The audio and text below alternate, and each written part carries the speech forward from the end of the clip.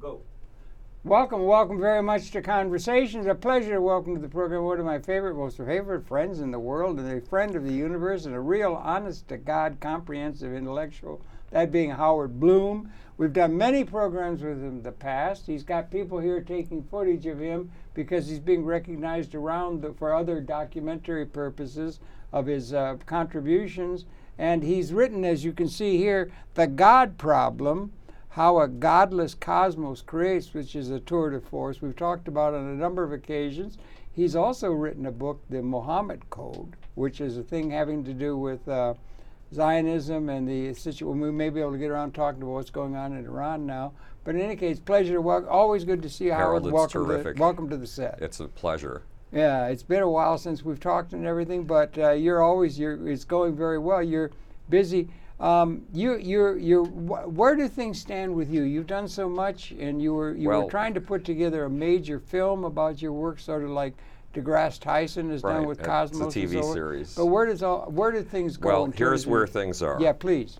I'm co-designing a multiplanetary mission at Caltech. What does that involve? What does that involve? It's under the aegis of the Keck Institute for Space Studies. Okay. And they've flown me out there twice to meet with some of the brightest people you've ever met in your life. Wow. People from NASA's Jet Propulsion Lab, Texas A&M, Carnegie Mellon.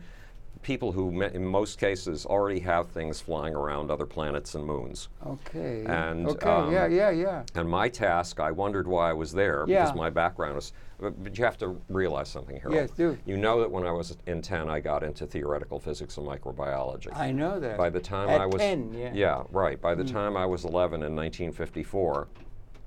The focus of rocket science was on trying to achieve the liftoff velocities that would allow us to achieve something that no human had ever accomplished before. Yeah, escaping the gravity well, putting something into orbit. And I had a chart on my wall of all the sounding rockets and how high they'd gotten. I was 11. You didn't have Tom Mix and Traeger and things like that, like most 10-year-olds. In my pocket, I had a handbook of liftoff velocities.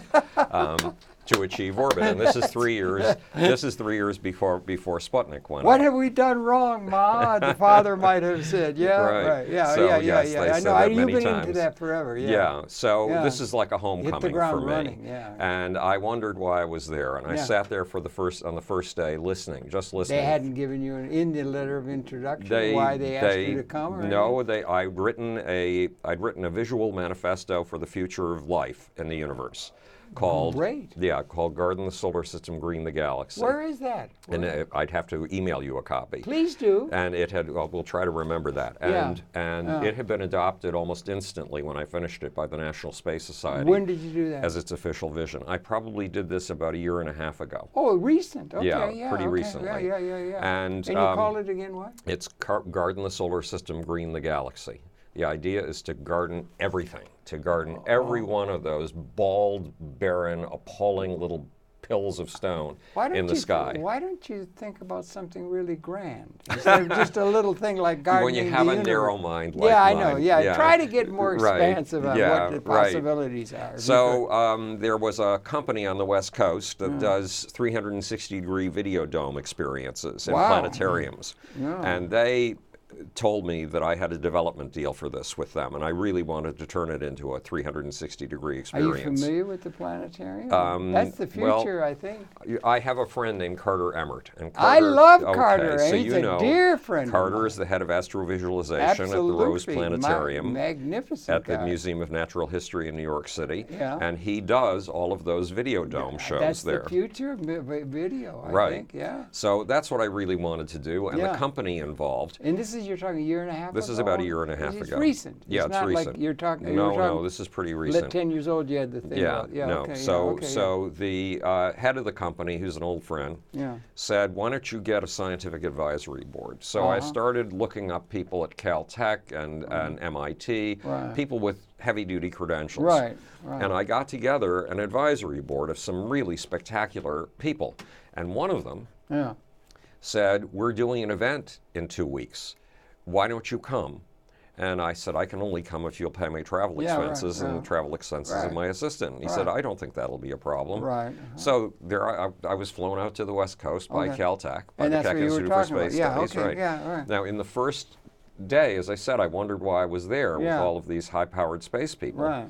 And I listened and listened and listened and for an hour and a half. Yeah. And then I finally said something. I said, it looks to me like what you people are after is an energy infrastructure for the solar system. Oh, Now, that was a phrase and a right. concept that had never occurred to any of them.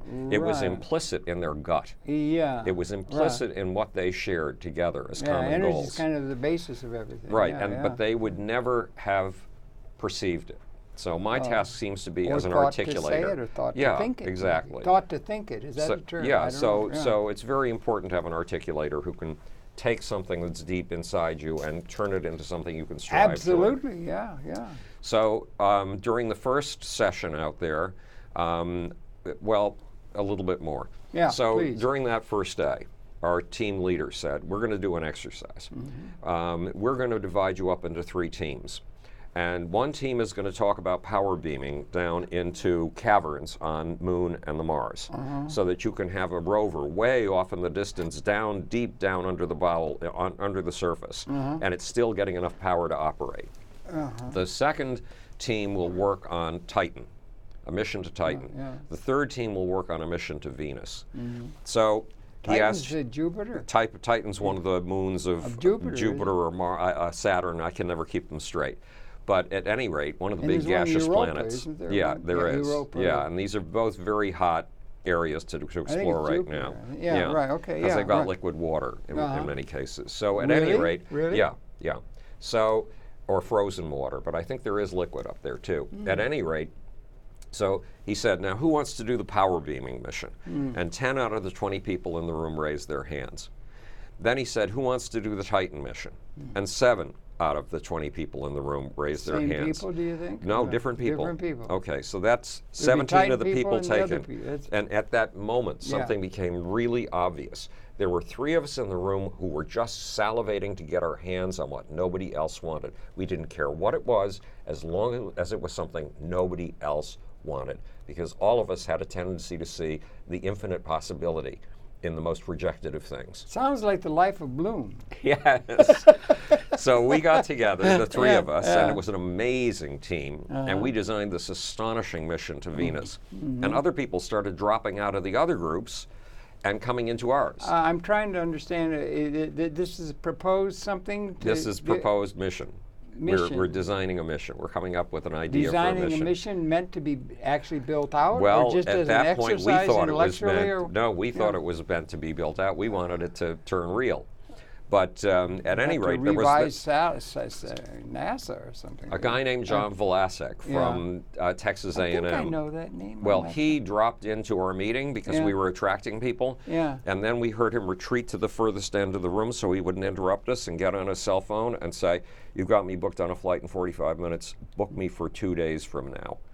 That's how persuasive our project was. Do you know that's what he did? Yeah. Is that part of the we movie? heard him. No, we heard him doing this. You heard it doing in the background. What, did you have a background check? No, on he it? was. He Yeah. was on his phone right Boy, in the this same sounds room like with a us. great. It'll make a great movie. I don't know. Make a because- great movie. Okay, they who had could us. play who? Bloom. Yeah. Who could oh play my Bloom? God, Woody Allen. So, Woody Allen. So at any rate. So we designed this incredible thing, and then 6 months later, they flew us back out again, and we thought, oh, this is because our Venus mission was so spectacular, and now we're going to take our Venus mission and develop it further. No, on the first day, they started all over again from scratch, as if we had never done anything in the first session whatsoever. And that was a little You're bit disturbing. You're in very heavy company. Yeah, there, right, so, yeah. and it was a little disturbing. And so, you're in people that aren't just theorizing; they're No, actually these people are who real- are responsible for yeah, real, honest-to-God things that exactly. happen. actual That's a missions. different crowd. Yes, a very different crowd. Yeah. So we went through the first day, and everything that we'd put together was scattered as if it never existed. And the second day, we got halfway through the day, and I suddenly realized something, Harold. They have spent a lot of money to bring 20 of the best brains in North America together, and they've for 4 days, for 4 mornings, noons, and nights. Right. And now they brought us out for another 4 morning, noons, and nights. We've got only a lot of commitment. Yes, we've got only 2.5 days left to go. Everything has been scattered. We're not focused on a common project. If somebody doesn't focus us now, we will lose All of everything that. that's been done. Yeah, and drift off. Yeah. Right. So midday, I said, look, I'm trying not to challenge the leaders of the group. So midday, I said, look, let me just say something. If we took your power tile, and we took your photovoltaics, and we took your brains printed on a thin sheet, and we took your thermal material layer, and we sandwiched them all in one tile, like a linoleum tile, and we used your software that turns individual modules like this into a swarm intelligence. And if we added learning algorithms to this, we would have a modular system. In other words, these tiles together form a group brain, just the way the neurons in your brain form you. Each of those components are necessary to the overall effect of the whole? Yeah, right, exactly. So it's systems thinking. It's your favorite kind of thinking. Well, yeah, there ought to be more of it. And I was very concerned about not challenging the primacy of our leader. Well, you were taking in a lot of specializations a lot of people have a commitment to. Right. That's the way of a systems thinker. And when I finished... It can get you in trouble. Well, yes, it can get you in trouble. And so I was afraid that it was going to get me in trouble. But you know me, if there's something to be afraid of... Yes. Well, if there's something to be afraid of, it's all the more reason to do it. All right. That's one good response. Right. So as soon as I finished... Our secondary team leader, who designs all of the electronics for the Air Force, started handing out assignments for a report. And he handed them out in exactly the order that I had given. In other words, he had just turned the report into the project that I had just put together. Right. Now, how do you put together a project like that? I have no idea. Well, you sense what everybody in the room is doing. You listen very carefully. You have as much respect as possible for the specialization. Sound like you did with those different things you were going to put into your component. Yeah. Then you lace them all together and show them how they can do a common project. Do you do that with baling wire or string? Or just about. Yeah, right. It's because it's scary. It took 2 months of fighting the forces of entropy, fighting the forces of dissolution, to keep this thing on track. And now it's got a momentum. Is that reductionist thinking? Is it fair well, to call that it's overcoming reductionist There's a lot thinking. Of reductionist thinking in all quarters, everywhere, it seems. Right. So what you're doing is you're taking people who, through reductionism and specialization, have got these silos that keep them from seeing what the others are doing. And that applies to the political process and virtually everything, the whole society. So they need, and you've got to excuse me for using this term, they need a fucking visionary. A what? A fucking visionary. A what? Did you get that? NSA? Yeah. In other words, they need somebody who can pull everything together and put it in a larger context. You could say blasted visionary. Yes, blasted visionary. Blasted. Yeah, it would do. At any rate, so that's I've been working with an English accent. Right. So I've been working on that for the last year. We have our next blasted dictionary. The blasted visionary. Well, when they handed out the assignments, Harold, they said, and you're in charge of the vision. That's funny, it was amazing. Well, now where does it all stand and what's going? We've been refining the concept. I should think. It's kind of viral. It keeps accumulating. Is Carter involved at all? Or you, no. You're not? No. Okay. No, this is too early for him. But what we're doing is we're working with 2 illustrators. Right. So that we have the illustrations for the concept.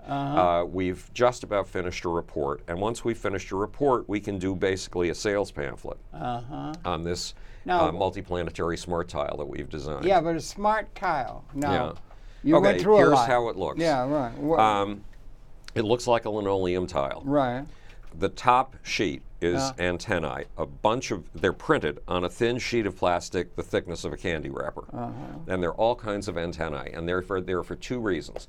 To communicate with other smart tiles, to communicate with other smart tiles. Yeah, and with other smart tile systems, with other smart tile arrays. I haven't heard that term smart tile. I've heard smartphones. That's because we've been working on it. We haven't publicized it yet. Oh, it's new. It's new. Yes, this is the story of how we came up with it. Smart tile. Look for it in your local New York Times report on science. The top layer is antennae, and one of the functions of the antennae is to take ambient radio frequencies and turn them into electricity, because we're harvesting electricity with this all over the place. Harvesting electricity. Yes. Okay, go on. I'm trying to follow. The second layer down is photovoltaic. It takes solar energy and it turns it into electricity. The third layer down is computer is computers really printed on another thin plastic film, the thickness of a candy wrapper.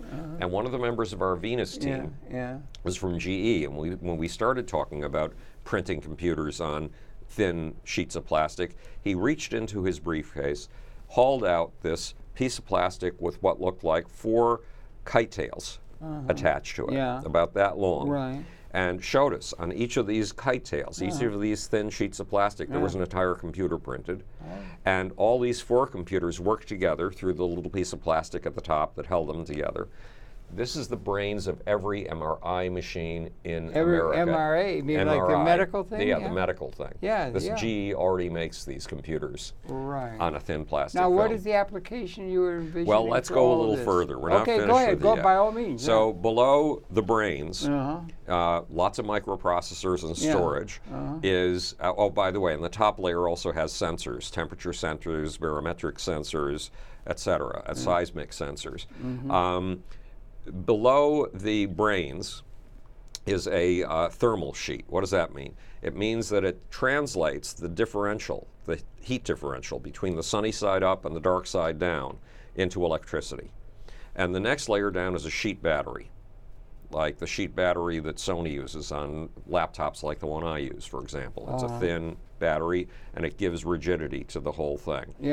So let's say you take an Elon Musk Dragon capsule, which Elon has designed to go to Mars. I didn't know that. Oh, I know he did the Tesla car. His obsession is Mars. Yeah, is it really? Yeah, yes, he's the only person with a viable Mars program on planet Earth today. You like his take on things? Oh, absolutely. You do? Oh, yes. When I met him, you have met him? Yeah, 8 or 9 years ago, I bothered him. That long ago? You knew each other? Right. Over beer and stuff? No, I bothered him with 4 phone calls.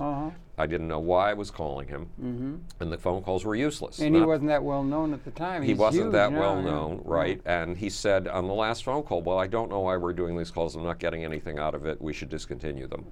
And he was right. There was no visible reason for me to be calling and bothering Elon Musk. But there was another reason. Entrepreneurial spirit going there, yeah. Here's the deal. You think yourself as entrepreneurial? I've run 2 companies. Yeah, and I've run you have. Well, you've run companies I with founded them music from scratch. And stuff, One with music, and the other was with art. I got into popular culture That's not the same as what you're doing with Musk. No.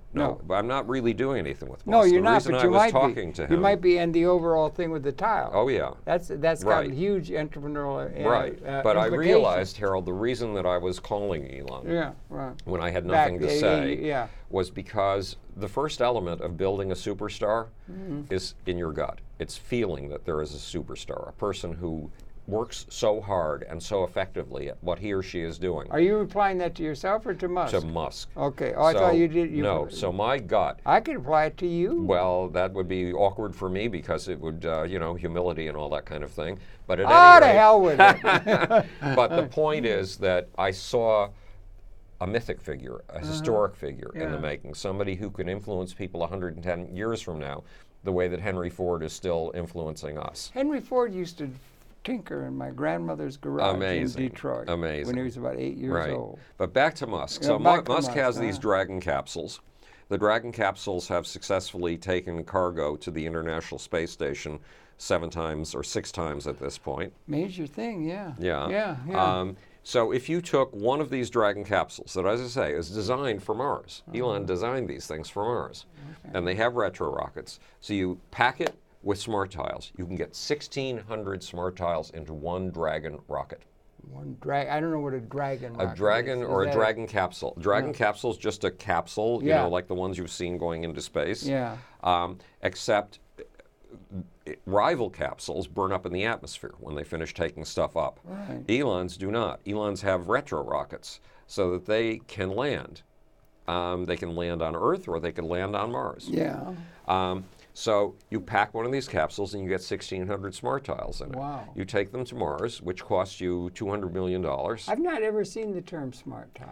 That's because I'm telling you the story of how we invented it, and nobody's heard it yet, except the members of our team. You're hearing it for just about the first time. You're hearing it for the first time. Yeah. So first time.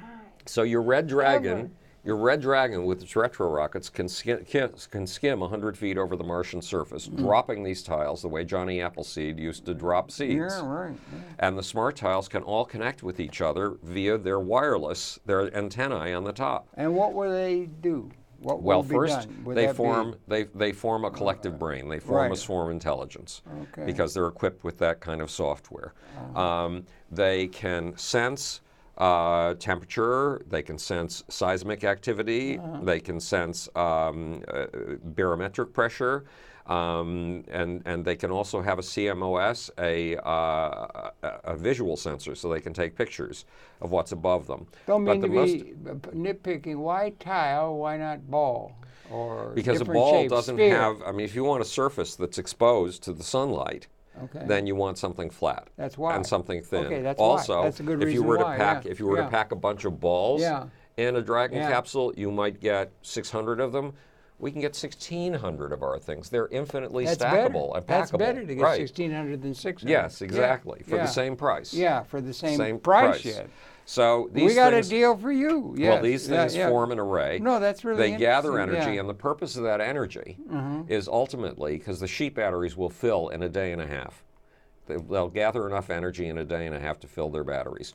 The real goal is to use the electricity we generate with these flocks of these things, to arrays of these things, to take the water that's just below the Martian surface and turn it into hydrogen, oxygen, and liquid water, to store it so that when humans get there 20 years from now, they have a pre-stockpiled batch of rocket fuel so that the rocket with which they land can take off again and take them back home if that's where they want to go, and breathable oxygen so they can live there, and drinkable water so they can live there. Wouldn't that have to be contained in some sort of a dome or something like that? Or you'd have to be contained in a certain area? It wouldn't be going out to the... It's a separate hydrolyzation unit. Hydrolyzation? Yeah. Hydrolyzing water means putting electricity into water, or into ice in this case, and splitting the atoms into hydrogen and oxygen. H2O, hydrogen and 2 oxygens. There's an awful lot of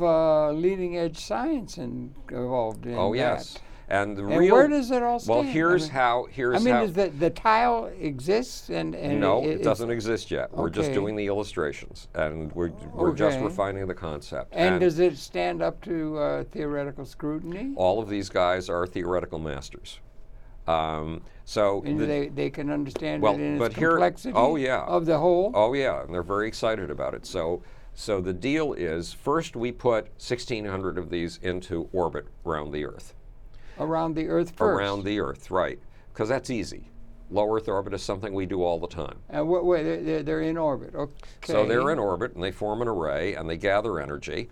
And there is a guy named Gary Barnhart who runs a company that has been proposing to NASA that he beamed energy to anybody who needs it in space.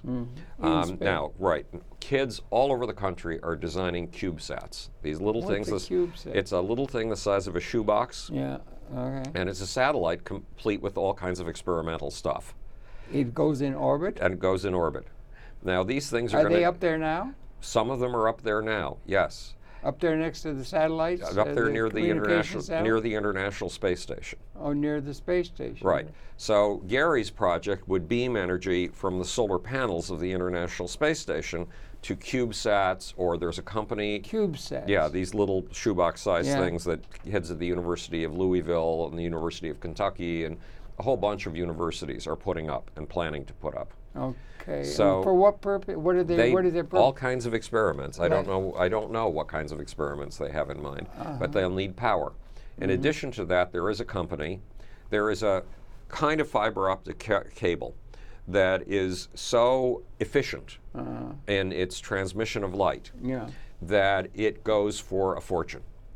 Just per foot, a fortune. Yeah.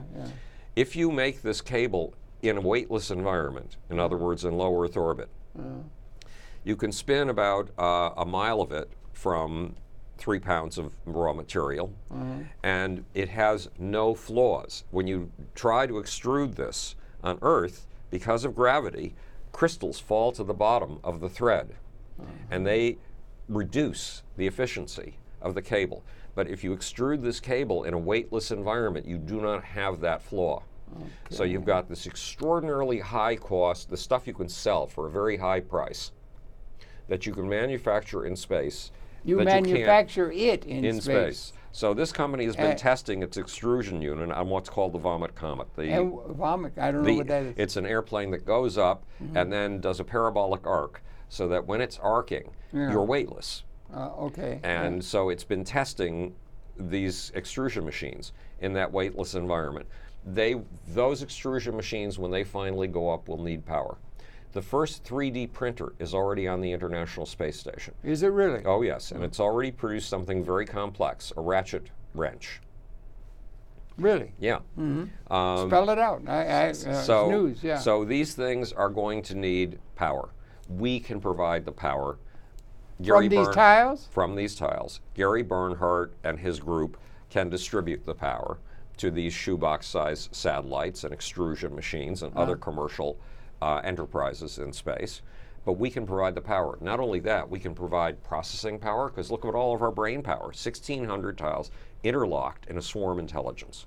We can provide positioning services, and there's something more. Has this been field tested or anything? No. We're still at the point of... It's all theoretical. It's all theoretical. And it's all it's not hard. It's contingent on a synergistic outcome that would be representative of the combination importance of the interconnection between all parts. Right, exactly. It hasn't been tested yet. No, it hasn't been theoretical. tested. We're finishing a report. It was you who came up with the theoretical notion at that meeting, or you sort of came up with it out of the blue? I pulled the project together. I saw the project. Now, what do the people think about it? I mean, they're very excited. They are excited. We have meetings every single week, and the degree of participation is phenomenal. You're having meetings every week by conference? Phone. By phone, yeah. Really? And how many are in that group? How many are in that group? There are 20 people in the group. Generally, about 4 of us show up to a meeting to 6 people. You do it on telephone or Skype? The best meetings are on Skype. Yeah, okay. Because teleconferences are terrible. Why? Because you don't have a high quality sound, and it's hard to hear other people. With Skype, everything is crystal clear. Okay. Crystal clear. So we have our next meeting on Friday. Well, it's pretty exciting to be on the leading edge of something like that and be brought in. They gave us a $10,000 budget for illustrators. They had an illustrator in mind who works for National Geographic and major outlets. They put great stuff. Yeah, Chuck Carter, he's terrific. And I have an illustrator who does incredible work, phenomenal work, some of the best I've ever seen. So we've hired both of them. To illustrate the... Are you putting together material to get support for the idea or for the research that's involved in validating the idea? We've had our initial batch of funding from the Keck Institute for Space Studies. That will run out soon. I don't know the Keck Institute, but it's Keck. There's a Keck telescope. There's all kinds of Keck stuff. Keck was an oil man who started putting his money into visionary projects. Okay. And the Keck Institute for Space Studies at Caltech is one of them. So these tiles and everything could be relevant to dealing with the energy crisis writ large.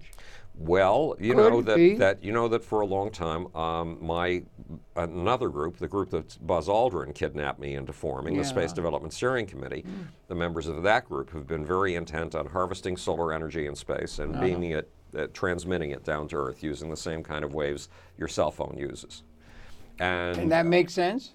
Yes, it makes absolute sense. Is that along the way in terms of being accepted by, let's say, the established interests and so forth? In China, they've been working on it for somewhere between 10 and 20 years. Are they getting results? Are the results coming? They seem to be moving ahead. In Japan, they've been working on it for 20 years. Japan, Mitsubishi has committed, I believe, $27 million to it. And just 3 months ago, Northrop Grumman, I think it was, committed $17.5 million to this, and they did it. They put together a space solar power initiative using 3 guys from Caltech. One of those people, Harold, was one of my team leaders on the Mars Smart Tile project. Okay, right. And when he got this position, I was able to introduce him to the world's leading expert on space solar power, who's been a companion of mine for the last 8 years, and to the head of the National Space Society, the CEO of the National Space Society, who's very much behind this. So I suddenly found myself as the integrator, the person who is able to put people from a lot of diverse areas together. You used to hang out with a whole lot of the leading edge people within rock and roll and so forth for quite a long time as a PR guy who would be doing that. You could deal with those kind of complexities of that. Does it help you with dealing with all these high-powered scientific people to have the ability to branch out and include a lot of very creative souls together in a collective whole? Do you understand what I'm saying? Yeah, I think. Are you good at that Were you able to do that when you had? Who were some of the people you represented? I worked with Michael Jackson. No, Prince. but somebody important. Oh, okay. Well, somebody who people know. Right. Okay. So Michael Jackson, Prince, Bob Marley, Bette Midler, AC/DC, Aerosmith, Kiss, Queen, Run DMC, Billy Joel, Billy Idol, Paul Simon, Peter Gabriel, David Byrne, Joan Jett, Run DMC, Kool and the Gang, people like that. But again, I mean some well-known people. It's but you would work with those people and bring in, what I'm trying to get at, working with that many different people and all their big egos and big involves and all that. Did that prepare you for dealing with all these scientific? Do you understand what I'm saying? Right, but I never had a problem with ego. Not with any of my people. Not with a single one of them. So you were able to handle that. That's like a bullfight. Yeah, those are like bullfighters. Well, Harold, those leading people are like bullfighters, like matadors. Well, if your job, they got big egos. And if your job is to be an articulator and you reach deep into the soul of the people that you're working with. Yeah, but you have to know how to do that. Yes, but I'm saying you learned that with Prince and all that. That's so it helps that's with what the I do. I used to call it secular shamanism. Do you feel like you're having a tape thing with some of them? The real key, Harold. What a movie! Somebody should be making a movie of you. Well, somebody is. Yeah, I know. There are quite a few of them. I just threw that out for the. Yeah. Well, there's another movie called Einstein, Michael Jackson, and Me, and the producer. It's how a science nerd got involved in finding soul in the world of rock and roll, because that was my task. Right. And there's a movie called The Culture High. And it's about how the drug war has distorted American society, done horrible things to American society. And Richard Branson is in it, and Seth Rogen is in it, and I'm in it. And I did a program with Richard Branson. Well, I went to see this movie, and I was profoundly disappointed because I thought I'd made it only to the cutting room floor. I hadn't been in the movie at all. And Gio Geller, the filmmaker who's filming us on the other side of these lights right now, Gio was with me, and when the movie was over, Gio was facing me, and Gio said, "You know how many times you're in that movie, don't you?" And of course, I was crestfallen and depressed, and I said, "You saw the whole movie? You didn't see yourself? I didn't see myself. Why didn't you see yourself? You saw the movie." And so Gio said, "You know how many times you're in this movie? 17 times." How does he know that when you saw the movie and you didn't see it? You were looking for yourself. You were really looking for that handsome face. For the first 6 months after we saw the film together, Gio claimed that he had counted.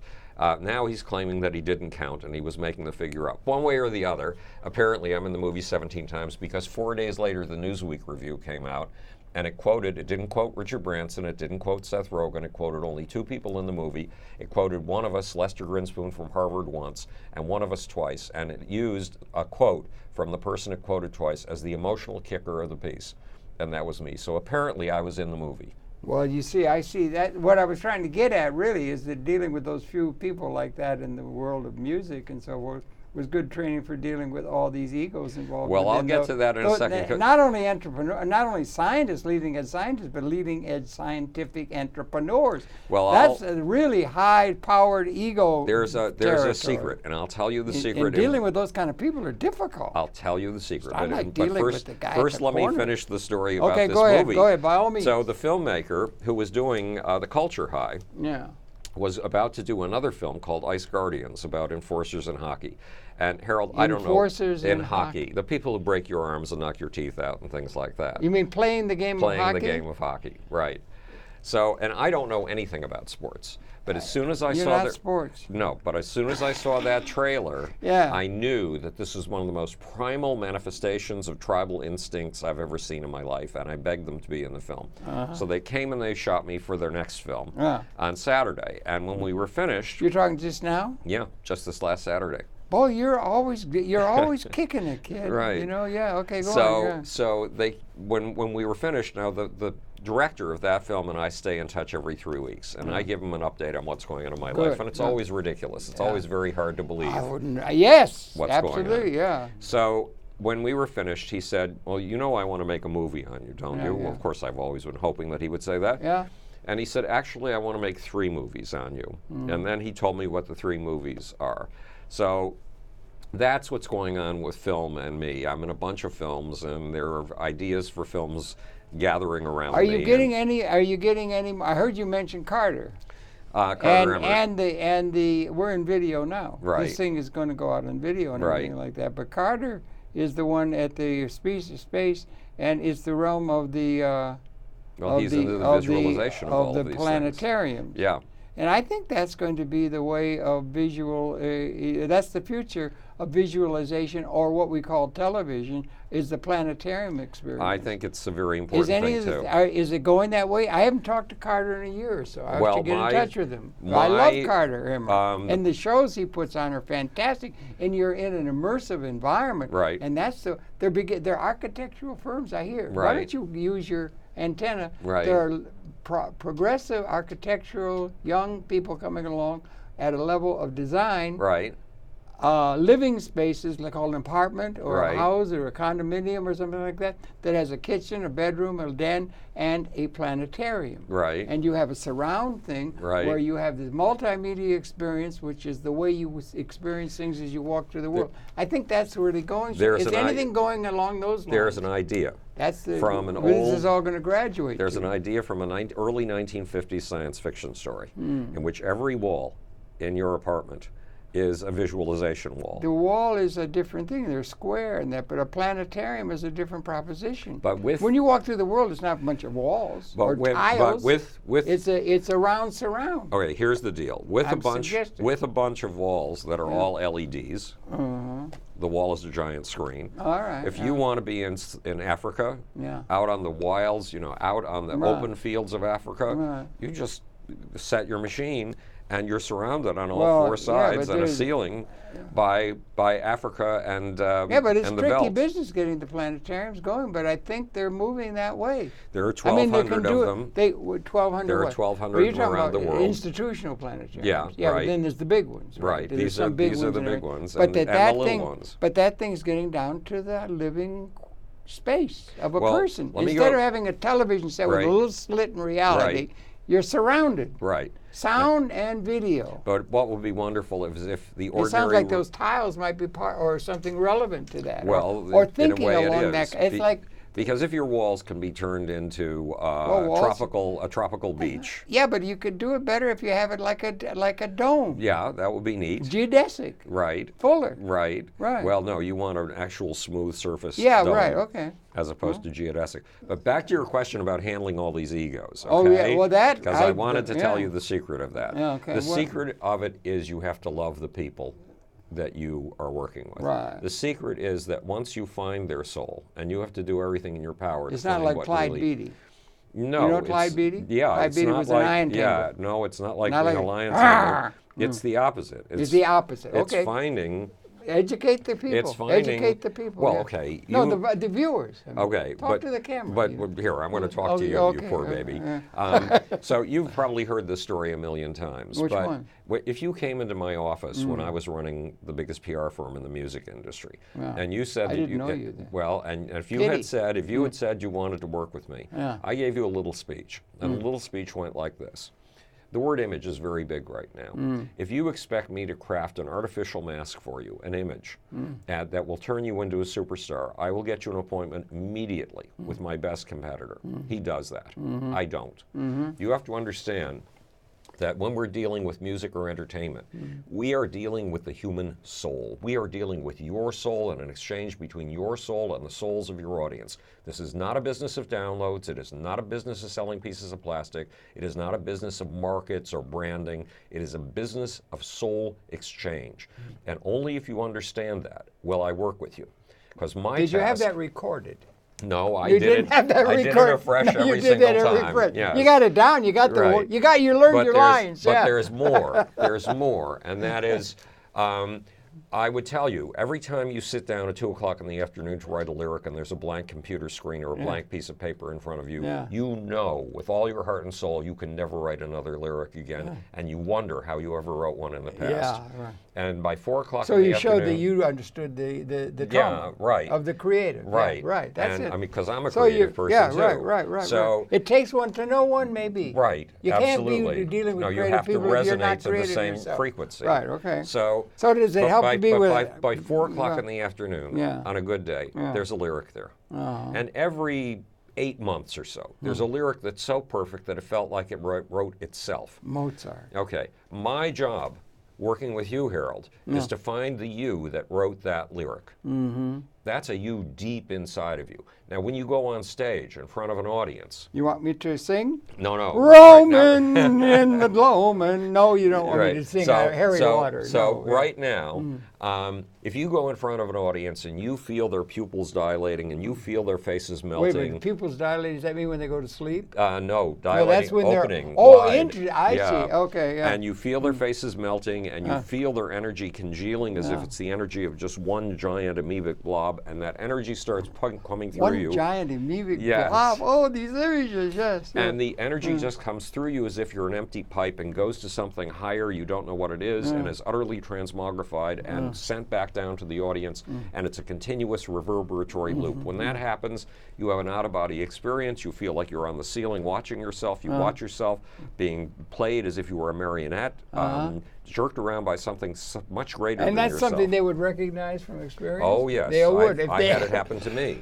I performed several But you're times. giving them that rap, and they would recognize that from their own experience. Exactly. And the same with the scientists, do you well, think? So now is hang the, on. Is it Let's a different, get to the scientists in a second. Okay, is it a different breed of cat? Because what I would say is my job is to find that self that danced you on stage. I call it the gods inside of you. My job is to find that fucking goddamn soul inside of you and make you true to it for the rest of your life. Every year I will come back. Make you what? True to it. True to it. Yeah. Okay, yeah. Make you true to it. Yes, stick with it for the rest of your life.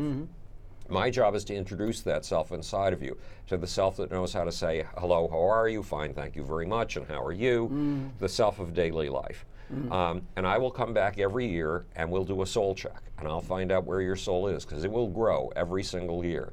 And if you stay in touch with it, you will have something that resonates with your audience that will validate the most secret experiences your audience has. The ones and you'll get feedback from that, which will feed your creative capability to enhance the human condition and bring great art to the world. That's for art. Is that and you will does that apply to the scientists?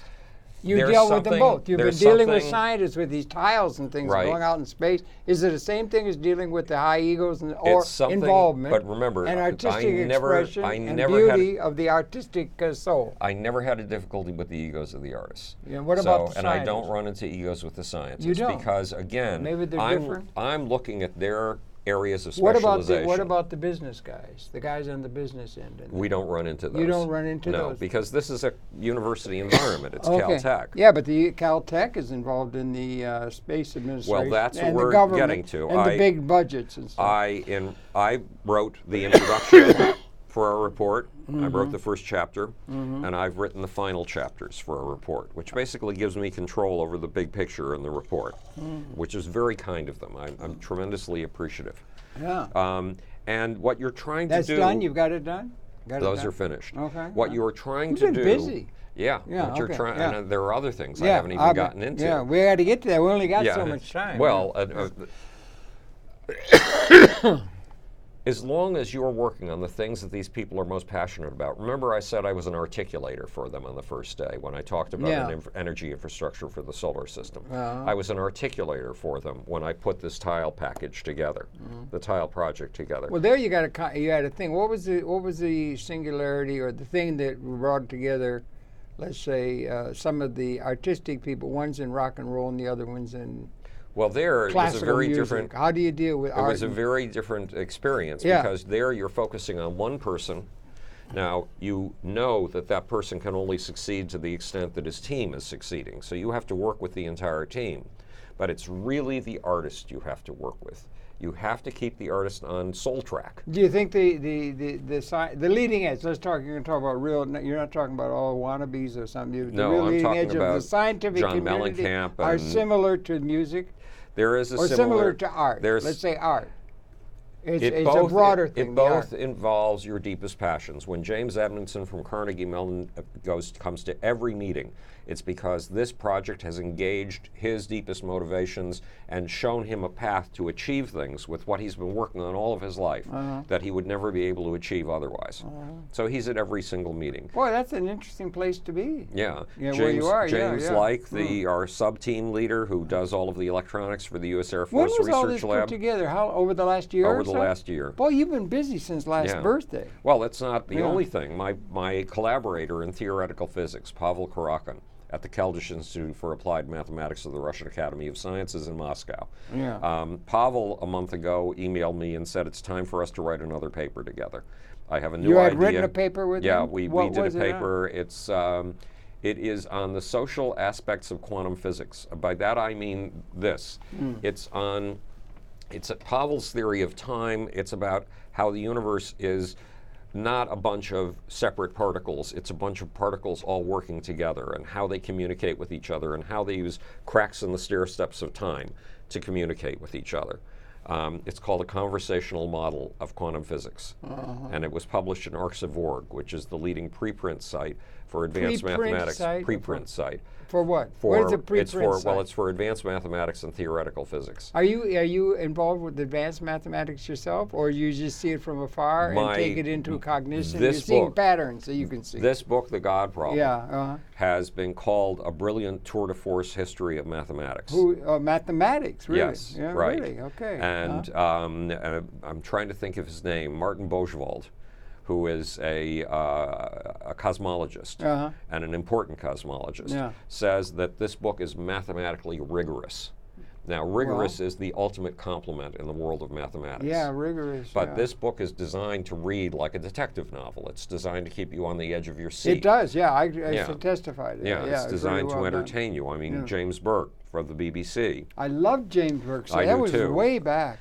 He was really good. He's my god. Yeah. And when we were young, he was doing stuff that was and he is an admirer of mine. Oh, really? Yes, and he says this is the most. Is he still with us? Oh, yes, he is. But he lost his wife last year. I'm sorry. Where is he living? He's in England. In England. So he says this is the most exciting cliffhanger of a book he has ever read in his life. Boy, that's an accolade from her. Yeah. He was a pace setter. Yeah, there were a couple of others back then. He's astonishing. But I can't remember back in the old. There were several people. Yeah. It was the first one was Jacob Bronowski with The Ascent of Man. Yeah, right. He died shortly after that series was made. My fear has always been, since I want to do a TV series of my own. That's what I was wondering about. Right, the grand unified theory of everything. Well, now okay, you had that so let's go back that's to another let's thing. go back to Pavel in Moscow for a second. Okay. Pavel said, "Let us write a story.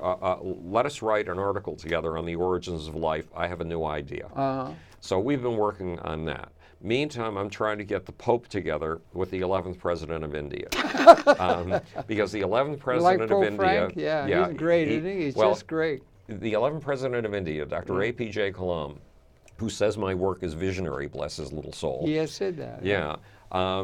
He is the world's greatest evangelist for harvesting solar power in space and transmitting it down to Earth. And you think that's really important? The Pope has to know about that, because the Pope wants to get rid of all fossil fuels. Well, this is the way to get rid of all fossil fuels. Yeah, he's really signed on to that strong. Right. Yeah. So this is not, we'll see whether I succeed or not. You have to go after things that are difficult. You can't just go after things that are easy. So we'll see if this one succeeds. Now, with the grand unified theory of everything in the universe, including sex, violence, and the human soul, my TV series. Yeah. How is that going? Well, we have a commitment of $1.5 million, but it's only a commitment until we actually see the money in the bank. We have a production company, TouchCast Studios. The head of TouchCast. Are they out on the West Coast? Yeah, it's in California. Yeah. The head of TouchCast Studios, Chris Carlisle, has been the chief marketing officer or the CEO of Sony, Warner Brothers, and Fox TV. Just to name a few of the lesser lights. Right. Yeah, right. And he felt we need to bring in a young female so that we can get a younger demographic. No, to be on camera with me. Okay, yeah. Okay. So we have filmed with 3 very bright, very young, very pretty women. And we've got to get that now to my TV rep, Matthew Tombers. And so that's in the process, the TV series. That's still working its way out. Yeah, it's still working its way out. But you've been busy in the interim with all this tile stuff and everything. Yeah. You're never, what is the thing about no Rolling Stone grows no mouse or something like that? Yeah, Rolling Stone grows no mouse. Is that, I think not that's, no mouse. Yes, in my case, a Rolling Stone grows no mouse. Oh, I see. Oh, yeah. So you've been really busy. That's good. Oh, it's been Are you paying enormous attention fun. to politics at all? And Well, so forth? I've been paying attention to the Iran nuclear deal. What do you think? You want to get? We only got a couple of minutes left, but what do you think of the There's Iran a clause. thing? Yeah. You know, Ernest Muniz, the head of the Energy Department, who was negotiating this deal, on April 20th, said that we were going for anytime, anywhere inspection, which made sense because Iran hides things. Well, a lot of people do. Yeah. And we've been concerned about whether we could inspect their military bases to see if they're developing any nuclear capabilities there. Yeah. So there we were, promised basically anytime, anywhere access. We don't have it. We don't have it. There's the clause in the contract, in the JCOA, or whatever it's called. If you dive deep into it, about 3/4 of the way through it, you see the inspection clause, which doesn't mention really inspection. Do you think the people of the world have a right to be able to investigate our secrets in terms of our strategy and our military leadership? As well as those who do have the nuclear power. As far as our nuclear Should they be able to get into our nuclear power and our nuclear strategy the same way you want to get into Iran? Yes, if we ask for that from others, think they then should, but I don't think they would. Do you? Well, no, we They're have. greatly guarded. We aren't have. they? Remember, we have a deal with we had a deal with the Soviet Union. We still have a deal with Russia, although Putin looks like he's been breaking it.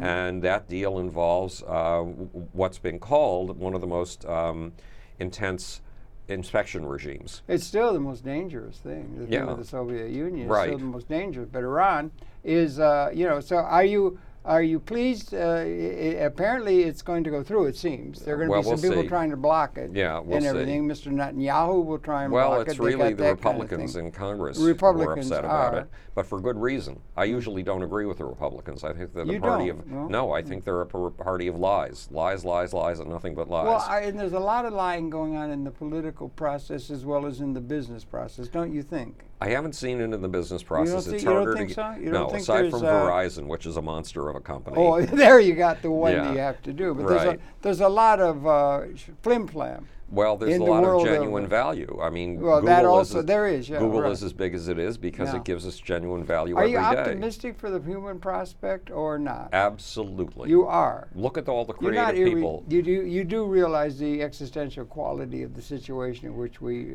reside. Of course, you know that. You know, you have said this many times in many shows that we've done together that we are now equipped with weapons with which we could eradicate our entire species. Well, that's a big issue. I brought it up with Mr. Garwin. Do you know Mr. Garwin? He's older. He's an older man. He's retired, but he with Teller, as a young man, he was there when they first in Chicago, when the first splitting of the atom under the football field. Yeah. Enrico Fermi was involved with him. And then he was involved with Teller, and he was the one who designed. I mean, the nuclear bomb is just, like a firecracker compared to thermonuclear. Right. And this man designed the thermonuclear, hydrogen bomb. Well, because you're about to have a guest on who was going to talk about the Iranian nuclear deal, let me just tell you that the inspection clause doesn't really say what we've been told it says. It says that if the rest of the world suspects that there's something nuclear going on and wants to examine a facility outside of this deal, because this deal only covers 3 facilities, we have to take that to the Iranians. The Iranians are allowed to consider it for about 14 days, and they're allowed to come up with an alternative way of resolving the issue. In other words, not inspection. No, that we would have to agree to. And then I presume they're not going to. And then if we don't agree, it goes through a long bureaucratic process. Most people estimate that it's a 24-day process. What do you think is the importance of keeping him from Mr. Netanyahu? But wait, it doesn't say anything about inspection, Harold. It doesn't say that at the end of this process you get to inspection. Yeah, but we want to have the right to inspect to make sure they can't do it. That's the thing. We don't want to do it. But it's not guaranteed in this deal. No, it's not guaranteed, but what's guaranteed about our not doing it? What's guaranteed about the strong forces of the world not being able to exert and intimidate the world with the power they have? There's a historian named Ian Morris, and he's written a book called War, What Is It Good For?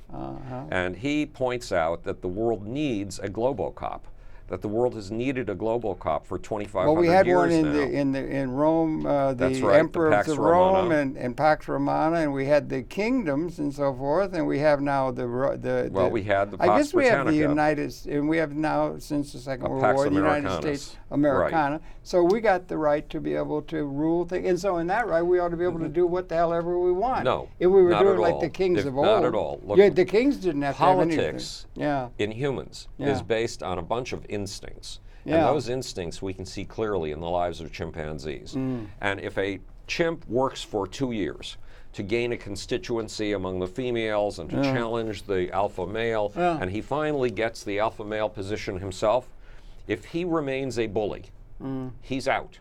The females on who support his political ascension Do you think depends. we have a system in place that's really relevant to the existential capability of liberating the human society and the ecology that the times call for? Or are we still got reified institutions that are outdated that we have to deal with? It's called politics. One of the problems is we only do it.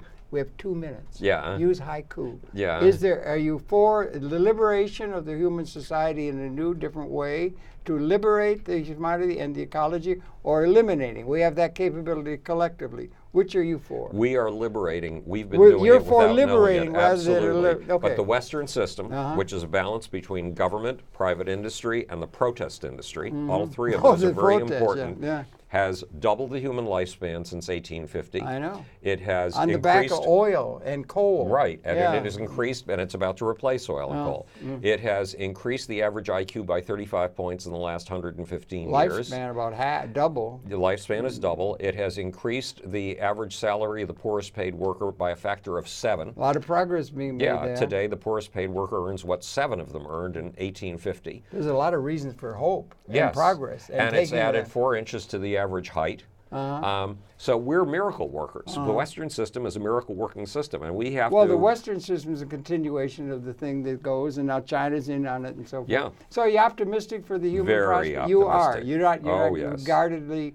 well, if we're optimistic, then maybe we'll include Iran as well, and it will all be... That would be nice. It would it necessarily mean that we're going to include all the so-called enemies in order to have this situation that's going to liberate humanity in a new, liberating way at a theoretical species level, rather than just another change in the political evolution? The Iranians have the capability to contribute tremendously to the creative movement forward. And so do we. And one of the humanity. problems is tyrannies in this universe. You realize that? Right. One of them in television is time. We're out of time. Aha. We can't say The any tyranny more. of time. God bless it. We have more.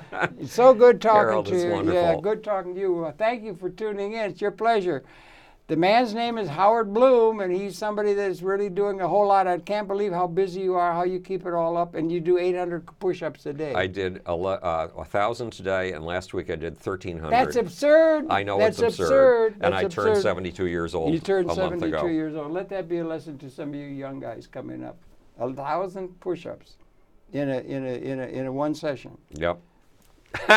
Charles Atlas. Okay, Yes. thanks for viewing. We're coming back again tomorrow. Thanks. Tune in tomorrow. Thanks a lot. Good to see you always, Harold, Howard. it's wonderful We to just see you. begun to talk. So is your next guest here? I don't know. We'll check. He's overdue at 6:48. I know. Well, and you've okay. only got 12 minutes to set up I'm and get hip. going, I'm or you'll aware be, of that. I'm aware. Thank you for you being... won't have the time. No, well, we'll thank you see. for letting me explain that Mars Smart Tile. Or now